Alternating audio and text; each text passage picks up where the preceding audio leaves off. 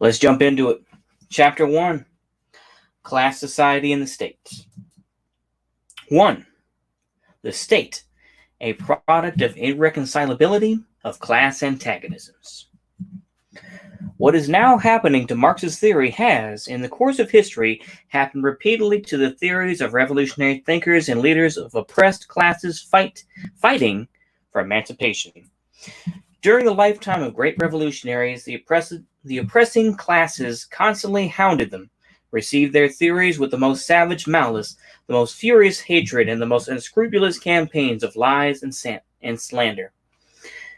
After their death, attempts are made to convert them into harmless icons, to canonize them, so to say, and to hallow their names to a certain extent for the consolation of the oppressed classes and with the object of duping the latter, while at the same time robbing the revolutionary theory of its substance, blunting its revolutionary edge and vulgarizing it.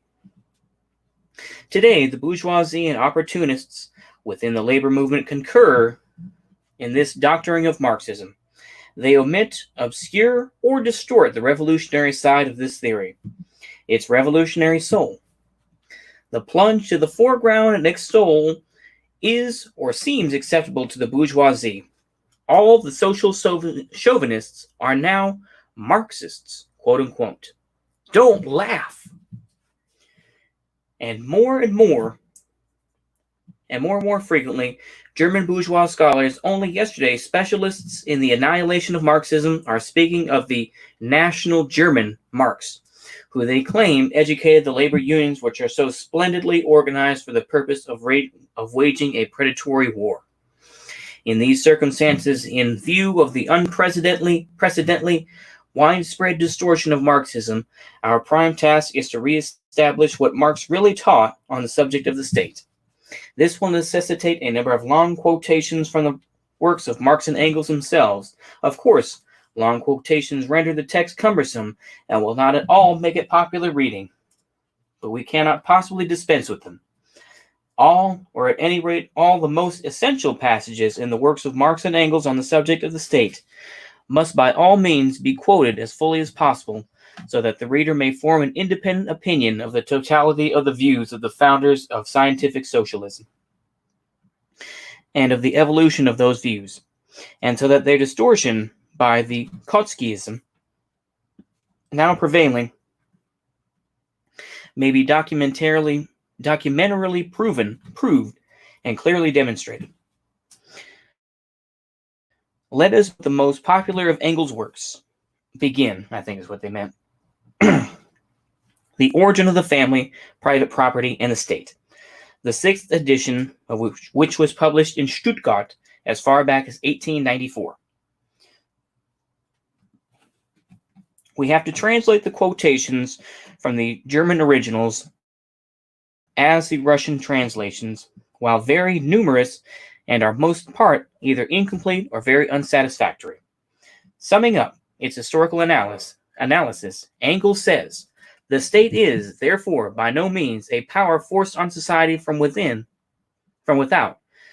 Just as little is it the reality of the ethical idea, the image and reality of reason, as Hegel maintains. Rather, it is a product of society at a certain stage of development. It is the admission that this society has become entangled in an insoluble contradiction within itself, that it has split into irreconcilable antagonisms which it is powerless to dispel. But in order that these antagonisms, these classes with conflicting economic interests, might not consume themselves in society in fruitless struggle, it became necessary to have a power, seemingly standing above society, that would alleviate the conflict and keep it within the bounds of order. And this power arisen out of society, but placing itself above it and alienating itself more and more from it, is the state. This expresses with perfect clarity the basic idea of Marxism with regard to the historical role and meaning of the state. The state is a product and a manifestation of the irreconcilability of class antagonisms. The state arises where, when, and insofar as class antagonism objectively cannot be reconciled. And conversely, the existence of the state proves that the class antagonisms are irreconcilable. It is on this most important and fundamental point that the distortion of Marxism proceeding along two main lines begins. On one hand, the bourgeois, and particularly the petty bourgeois ideologists, compelled under the weight of indisputable historical facts to admit that the state only exists where there are class antagonisms and a class struggle. Correct Marx in such a way as to make it appear that the state is an organ for the reconciliation of classes. According to Marx, the state could neither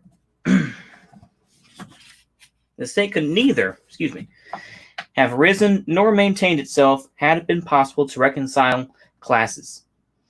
From what the petty bourgeois and Philistine professors and publicists say with quite frequent and benevolent references to Marx, it appears that the state does reconcile classes. According to Marx, the state is an organ of class rule, an organ for the oppression of one class by another. It is the creation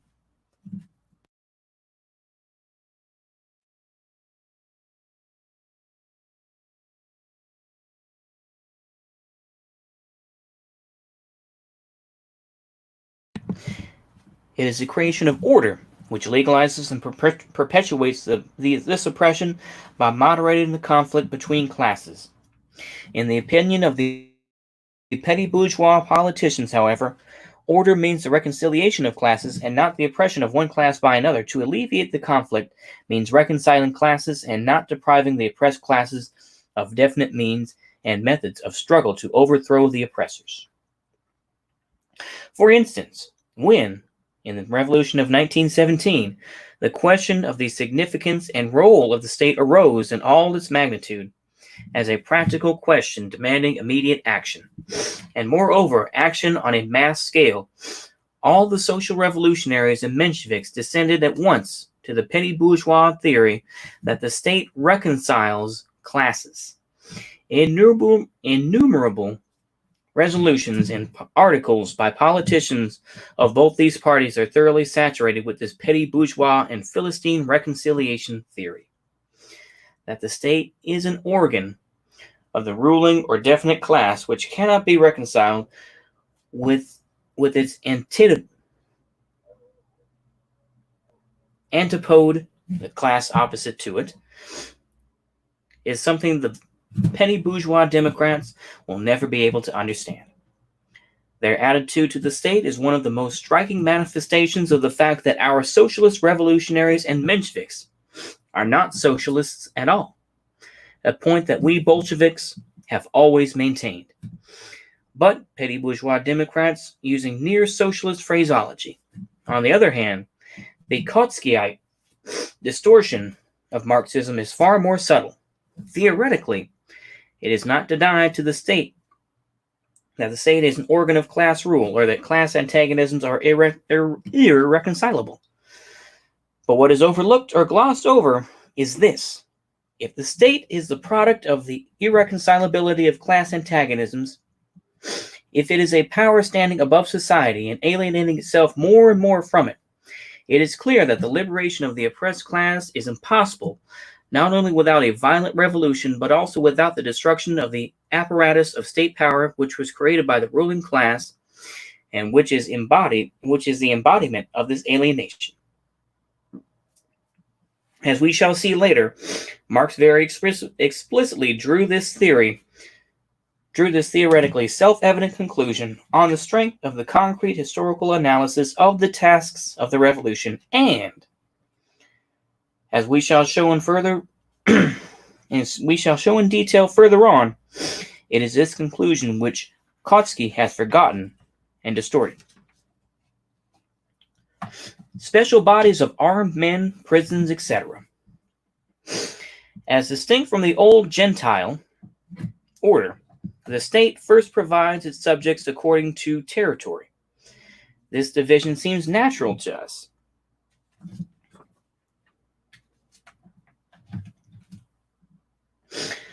But it costs a prolonged struggle against the old organization according to generations or tribes. The second distinguishing feature is the establishment of a public power which no longer directly coincides with the population organizing itself as an armed force.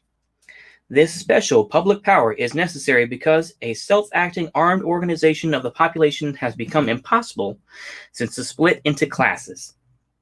The public power exists in every state. It consists not merely of armed men, but also of material adjuncts, prisons, and institutions of coercion of all kinds, of which Gentile society knew nothing. Engels elucidates the concept of the power which is called the state, a power which arose from society but places itself above it and alienates itself more and more from it. What does this power mainly consist of? It consists of special bodies of armed men having prisons, etc., at their command. We are justified in speaking of special bodies of armed men because the public power, which is an attribute of every state, does not directly coincide with the armed population, with its self-acting armed organization.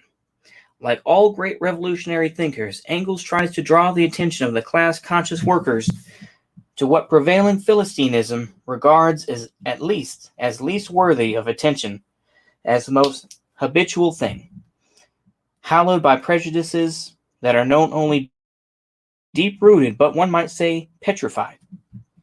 A standing army and police are the chief instruments of state power.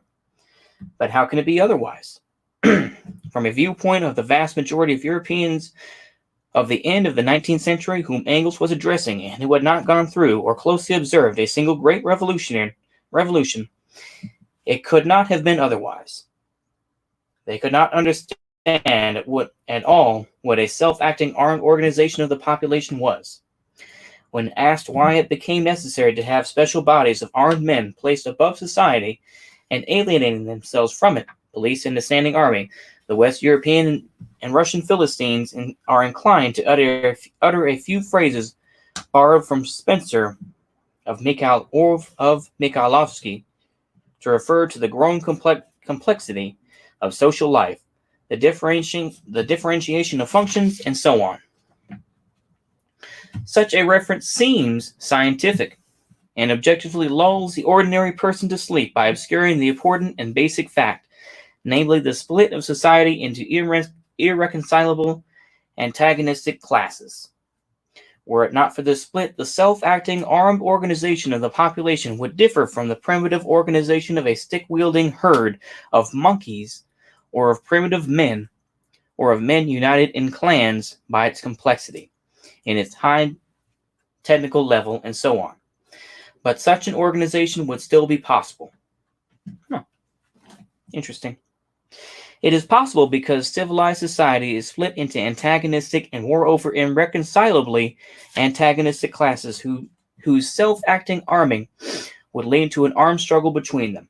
A state arises, a special power is created, special bodies of armed men, and every revolution by destroying the state apparatus shows us the naked class struggle, clearly shows us how the ruling class strives to restore the special bodies of armed men which serve it, and how the oppressed class strives to create a new organization of this kind, capable of serving the exploited instead of the exploiters. In the above argument, Engels raises theoretically the very same question which every great revolution raises before us in practice, palpably, and, what is more, on the scale of mass action, namely the question of the relationship between special bodies of armed men and the self-acting armed organization of the population. We shall see how this question is specifically illustrated by the experience of the European and Russian revolutions. But to return to Engels' exposition, he points out that sometimes in certain parts of North America, for example, this public power is weak. He has in mind a rare exception in capitalist society in those parts of North America in its pre-imperialist days where the free colonists predominated, but that, generally speaking, it grows stronger. The public power, grows stronger, however, in proportion as class antagonisms within the state become more acute and its adjacent states become larger and more populous. We have only to look at our present-day Europe, where class struggle and rivalry and conquest have turned up the public power to such a pitch that it threatens to swallow the whole of society and even the state. This was written not later than the early 90s of the last century. Engels' last preface, being dated June 16, 1891, the turn towards imperialism, meaning the complete domination of the trusts, the omnipotence of the banks, a grand scale colonial policy, and so forth, was only just beginning in France, and was even weaker in North America and Germany. Since then, rivalry in conquest has taken a gigantic stride, all the more because the beginning of the second decade of the 20th century, the world had been completely divided up among these rivals in conquest, i.e., among the predatory great powers. Since then, military and naval armaments have grown fantastically, and the predatory war of 1914 to 1917 for the domination of the world by Britain or Germany for the division of the spoils has brought the swallowing of all the forces of society by the rapacious state power close to complete catastrophe. Engels could, as early as 1891, point to the rivalry in conquest as one of the most important distinguishing features of the foreign policy of the great powers, while the social chauvinists, scoundrels, have ever since 1914, when this rivalry many time intensified, gave rise to the imperialist war, been covering up the defense of the predatory interests of their own bourgeoisie with phrases about defense of the fatherland, defense of the republic, and defense of the revolution, etc. The maintenance of the special public power standing above society requires taxes and state loans. Having public power and the right to levy taxes, Engels writes, the officials now stand as organs of society above society. The free voluntary respect that was accorded to the organs of the Gentile constitution does not satisfy them, even if they could gain it. Special laws are enacted proclaiming the sanctity and immunity of the officials. The shabbiest police servant has more authority than the representative of the clan, but even the head of the military power of a civilized state may well envy the elder of a clan the unrestrained respect of society. The question of the privileged position of the officials as organs of the state power is raised here. The main point indicated is, what is it that takes place? What is it that places them above society? We shall see how this theoretical question was answered in practice by the Paris Commune in 1871, and how it was obscured from a reactionary standpoint by Kautsky in 1912. Because the state arose from the need to hold class antagonisms in check, but because it arose at the same time in the midst of the conflict of these classes, it is, as a rule, the state of the most powerful economically dominant class, which through the medium of the state also becomes a politically dominant class. The ancient and feudal states were the organs for the exploitation of the slaves and serfs. Likewise, the modern representative state is an instrument of the exploitation of wage labor by capital. By way of exception, however, periods occur in which the warring classes balance each other so nearly that the state power as ostensible mediator acquires, for the moment, a certain degree of independence of both. Such were the absolute monarchies of the 17th and 18th centuries, the Bonapartism of the First and Second Empires in France, and the Bismarck regime in Germany.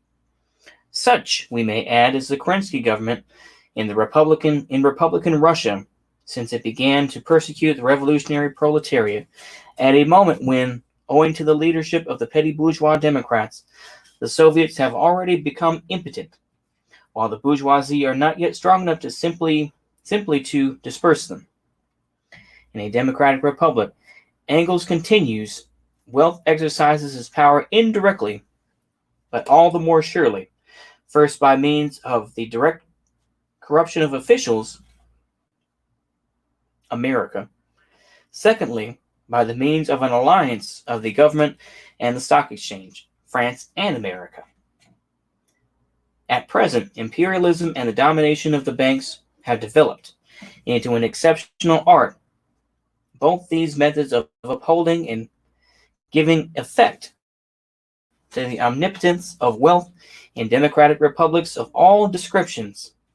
Since, for instance, in the very first months of the Russian Democratic Republic, one might say during the honeymoon of the socialist SRs and Mensheviks joined in wedlock to the bourgeoisie in the coalition government, Mr. Palchinsky obstructed every measure intended for curbing the capitalists and their marauding practices, their plundering of the state by means of war contracts, and since later on, Mr. Palchinsky, upon resigning from the cabinet and being, of course, replaced by another quite similar Palchinsky, was rewarded by the capitalists with a lucrative job of a salary of 120,000 rubles per annum. What would you call that? Direct or indirect bribery? An alliance of the government and the syndicates, or merely friendly relations? What role do the Chernovs, Saratellis,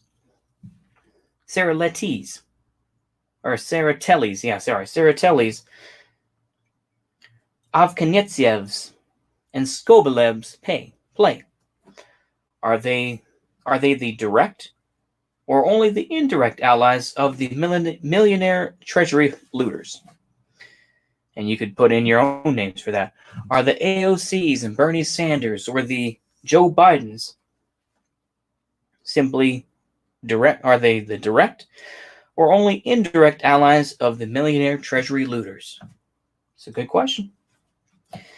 Another reason why the impotence of wealth is more certain in a democratic republic is that it does not depend on defects in the political machinery or on the faulty political shell of capitalism.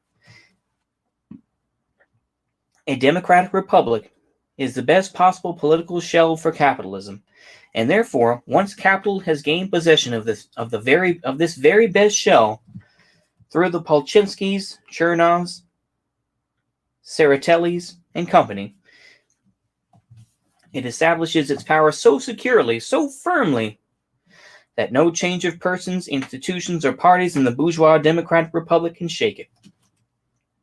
Absolutely true. It does not matter who you vote for. That's what they're saying in this. It's absolutely true. We're going to end in part 4 here, which is coming up, but we're going to finish this a little bit here. We must also note that Engels is most explicit in calling universal suffrage as well an instrument of bourgeois rule. Universal suffrage, he says, obviously taking account of the long experience of German social democracy, is the gauge of the maturity of the working class. It cannot and never will be anything more in the present-day state. The petty bourgeois Democrats, such as our socialist revolutionaries and Mensheviks, and also their twin brothers, all the social chauvinists and opportunists of Western Europe, expect just this more from universal suffrage. They themselves share and instill into the minds of the people the false notion that universal suffrage in the present day state is really capable of revealing the will of the majority of the working people and of securing its realization. Once again, just in case someone does read this, this is, you know what? I'm going to go ahead and show this right quick. This is the version I have. Let me see here. I'm going to go ahead and start the camera just for a minute. I'm going to turn it back off, but okay. This is the version I have. Let's see here. There we go. Yeah. That's the version I have. So just in case, because I know that there are many different versions of this. Apparently this is, let me just take a check here right quick. Yeah, I'm not going to bother to show my face. This is preface to the first edition, and this is preface to the second edition. So I guess supposedly this is the third edition, because he does talk quite a bit about, the Trotskyists, and talks about, the First World War and everything else. I say that because with a lot of different books, there are many, many different versions. There are many different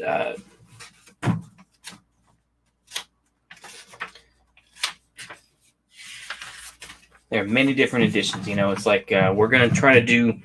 I'm going to be real hypocritical here, and we're going to go to Storm of Steel, I think, after this. But there were many different versions of this. There were many different versions of State and Revolution.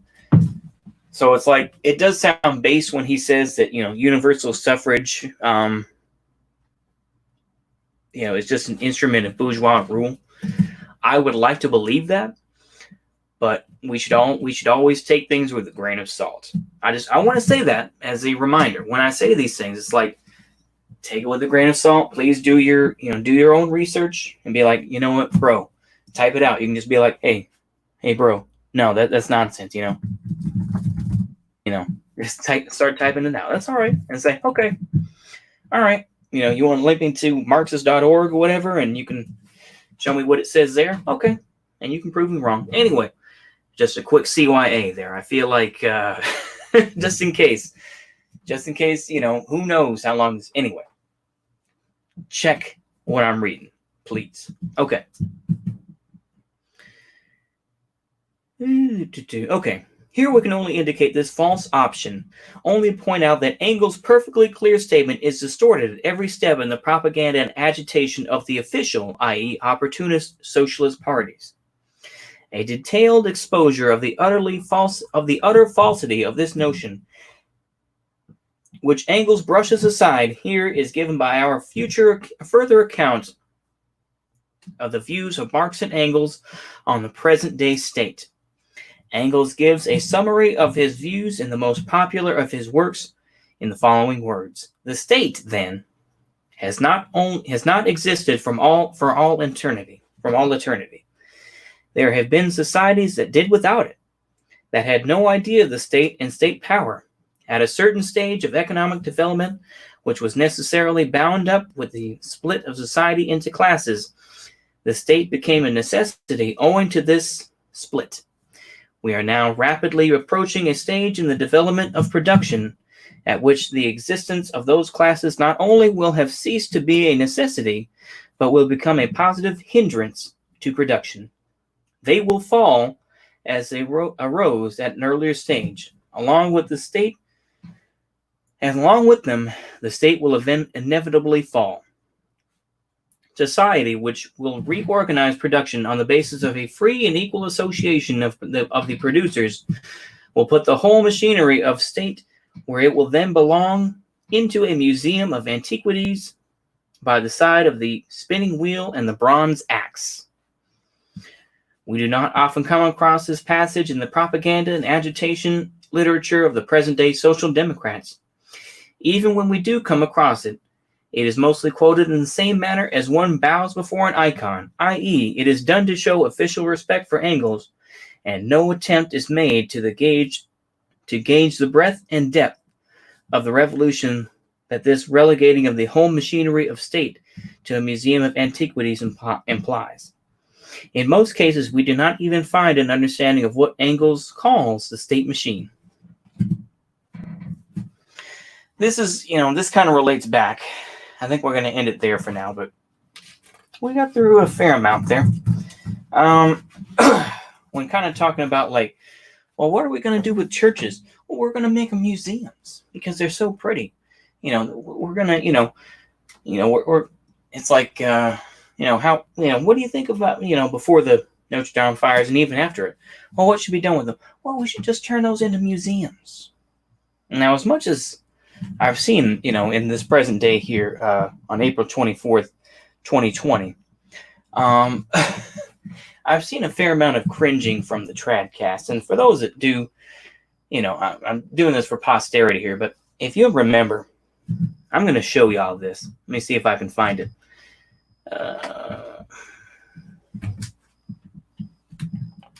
Let's see here. Oh yeah, Liberty.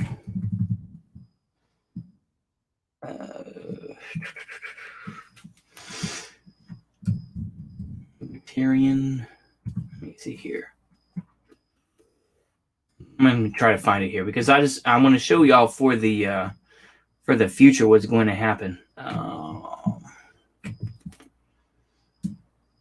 Let's see here. Hear me out. Link after that. Okay. I'm really trying to find the posts here.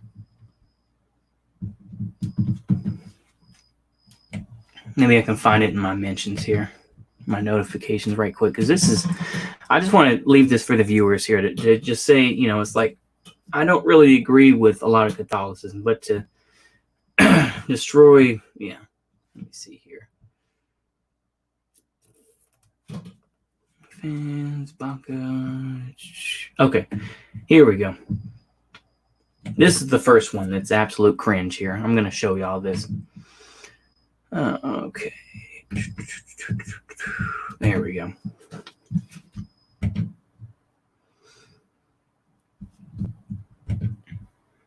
Yeah, let me show y'all this right quick, just for the record.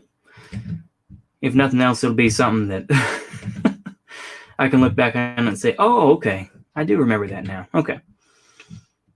Let's see here. So I'll show y'all right quick. So as y'all can see, that is the White House. You've got the Catholic flag here. You've got the two monuments, I believe, to Jesus that are used in Brazil, I believe. And then you have these statues of the Virgin Mary, I believe, with baby Jesus. What is it with Tradcast? What is it with Catholics? I mean, I try to have respect for Catholicism. It's like when I see a statue of the Virgin Mary, I make the sign of the cross. I was never raised Catholic. But Lord, what are y'all doing? What are y'all doing? I mean, just why do y'all have to post cringe like that? Why do y'all have to do that, man? Let me see if I can find one of the posts here. It's going to be it's one of those hear me out type of things. Let me see if I can find it. Let me see here. That's not the one. Well, you know what? Anyway, it was basically a picture of they had the two pictures side by side as, the good comparison. That's good meme material, but it's like where they were taking down the Statue of Liberty because they view that as, a libertine idol. And they're going to replace that with the statue of the Virgin Mary. Tradcast. What are y'all doing, man? What are y'all doing? Anyway, I want to do that for the record because it's like when I see this type of thing, it makes me question it. When I see this whole type of thing, we're going to put that in a museum. I don't like arrogance. And to me, once again, Engels was promoting a bit of arrogance here. It's like I can take some of this stuff to heart, especially when he's talking about how, basically is that, universal suffrage is just an instrument of bourgeois rule. And that's true. It's the idea that, well, we have, everyone can vote. But then, of course,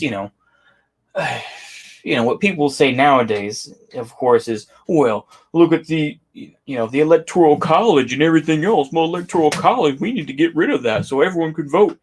Even then, it's still going to be, I'm not going to go too deep on that. But it's like, anyway, there's a lot to think about here. So we cruised through 4 parts of chapter 1. Let me see here. Or, what the hell? What the hell? You know what? We're going to get through. We're going to go ahead and take that off. We're going to go ahead and finish up chapter 1. We're just going to get it done. Because it's only that many. Okay, now we'll wait till next time. All right. See you later, folks. There we go. Takes me long enough.